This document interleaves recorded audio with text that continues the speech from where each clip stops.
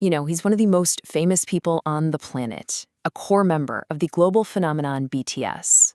But behind all the sold-out stadiums and the record-smashing hits, there's this really profound and honestly often painful story of a young man who kind of had to lose himself to find himself. This is the story of Jungkook and the real person behind that golden mask. And that question, right there, asked by Jungkook himself, it just gets right to the absolute heart of his lifelong struggle.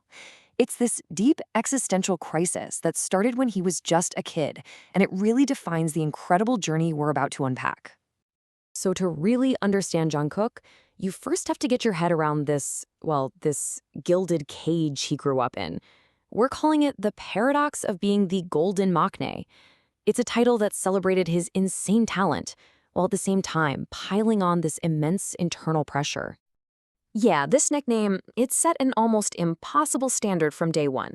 See, Maknae just means the youngest in Korean, but adding golden to it, that meant he was good at everything he tried. The perfect singer, the perfect dancer, the perfect everything.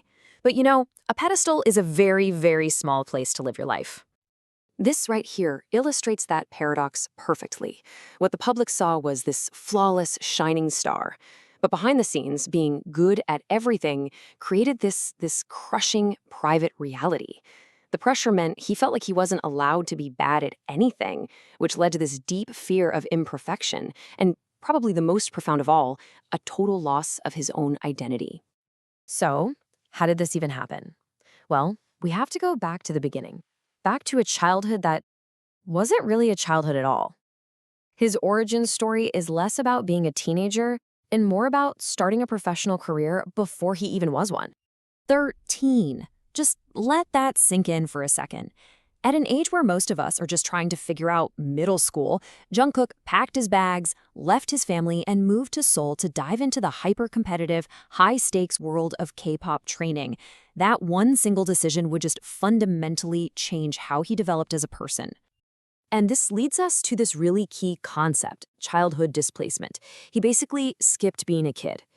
All the normal, messy parts of growing up, making mistakes in private, figuring out who you are when no one's watching. All of that got replaced by this performance-based life, where his value was completely tied to how useful he was. And the thing is, he was so aware of it. In his solo song, My Time, he just says it outright. His life wasn't his own. It felt like a movie that everyone else was watching. He knew he'd grown up way too fast, kind of watching his own youth from a distance. And this is the song's heartbreaking question. It's him wondering if he can ever get back that personal time he lost, if he can ever find the Jeon Jungkook that got left behind while Jungkook the superstar was being built. So losing a normal childhood like that led straight to the core of his psychological struggle, this deep feeling that he didn't actually have a self, that he was just a blank slate, built entirely by the people and the environment around him. He described it with this incredibly powerful metaphor himself. Because he grew up with the other members from such a young age, he felt like he just became a mosaic of their personalities. He absorbed their habits, their humor, everything. And it left him wondering, what part of him was actually him?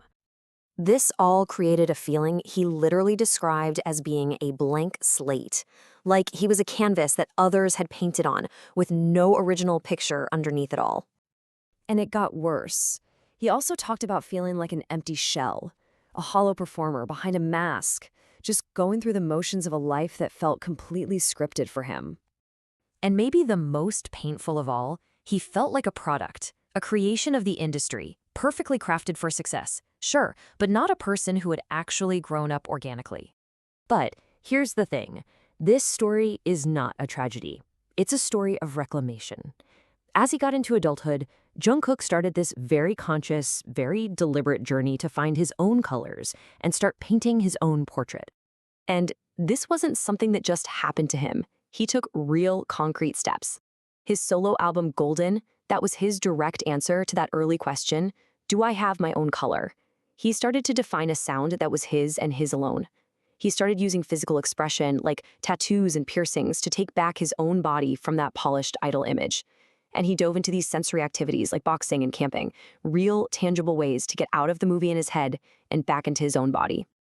And the results of this whole journey, they're crystal clear.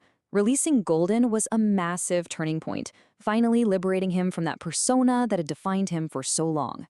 His recent successes, they aren't just career milestones. They are markers of a confident, independent adult who is finally taking control of his own story.